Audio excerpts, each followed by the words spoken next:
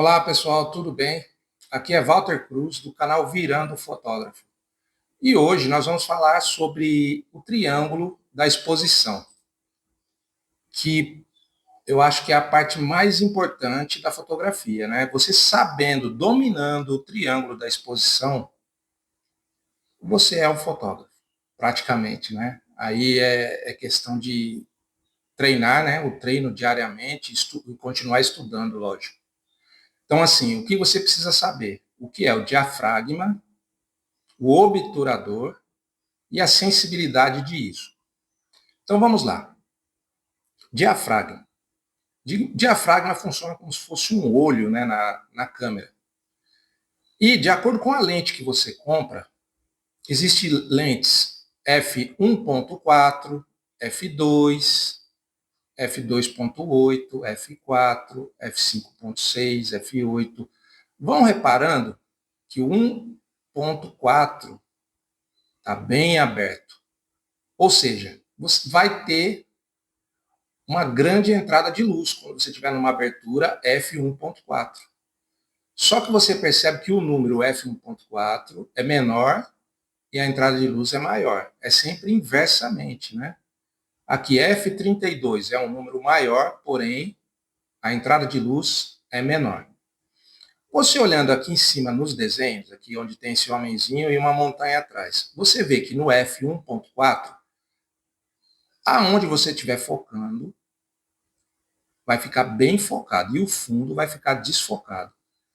A maioria dos fotógrafos, quando iniciam, gostam de fazer fotos assim. Realmente fica bonito, tal, mas não é só isso, né, a fotografia.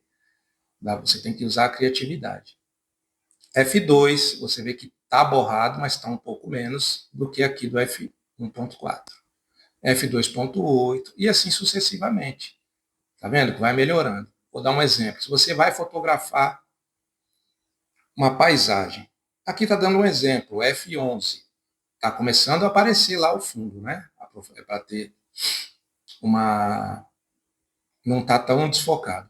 Então, quanto maior o valor aqui, mais nítido vai ficar a imagem no geral. Tá vendo? O F32 praticamente não tem desfoque. Então, para você fotografar corridas, por exemplo, em situação de pouca luz, o ideal é que você use f1.4 se você tiver uma lente com essa abertura. F1.8, F2, F2.8, aí é de acordo com a lente que você tem. Normalmente essas lentes F1.4 são muito caras. Então, assim, quanto mais vai subindo aqui, o valor, vamos dizer que vai diminuindo, né? E o obturador, o que seria? É de acordo com a velocidade. Se você colocar 1/2, vai borrar. A pessoa vai passar correndo, vai sair isso aqui, exatamente o que você está vendo aqui na figurinha. 1.4, 1/8, 1/15, 1/30. O ideal, quando você está fotografando sem ser uma corrida, um objeto parado, o ideal é que você fotografe em 1/125. Se você não treme muito, né, com as mãos, 1/125 já vai ficar estável, não vai borrar a imagem. Isso para objetos parados. No caso de uma corrida, o ideal é que você comece em 1/500 ou 1/400 também consegue. Então vamos dizer aqui uma configuração que ficaria legal. Um F4, certo?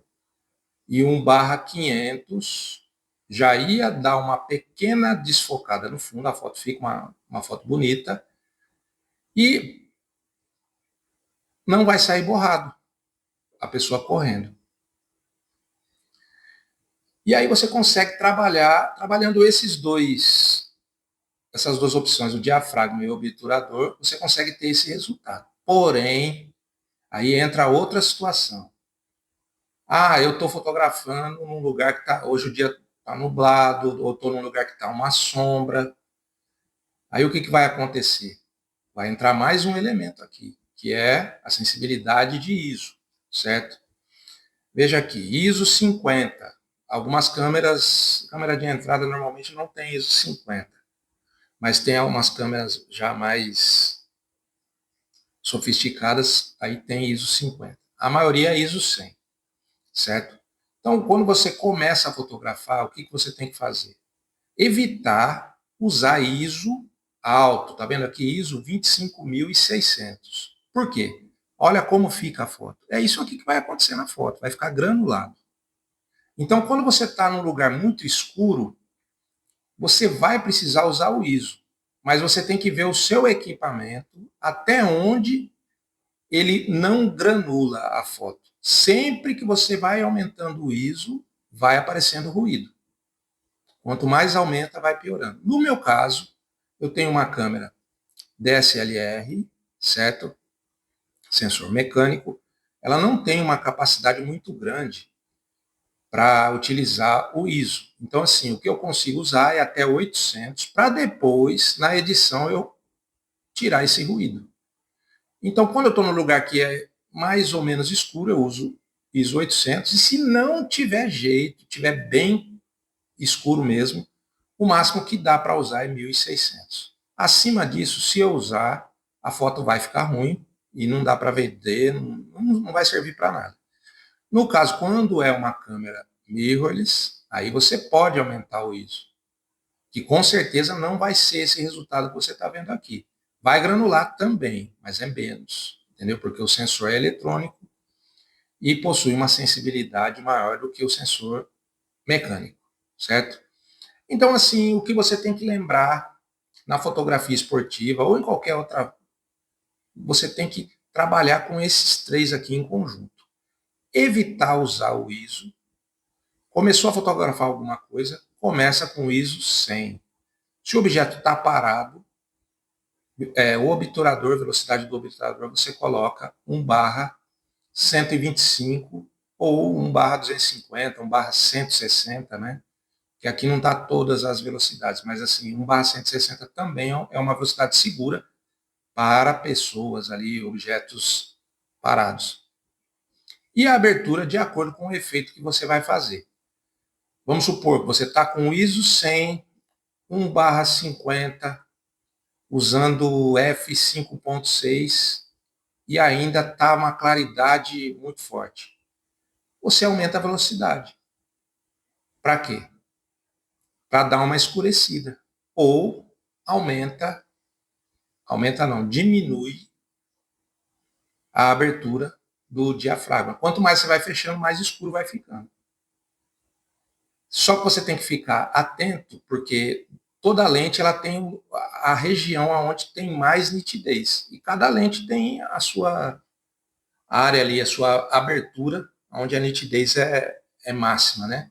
Então aí você tem que pesquisar para saber qual a lente que você tem e aonde é o ponto de melhor nitidez.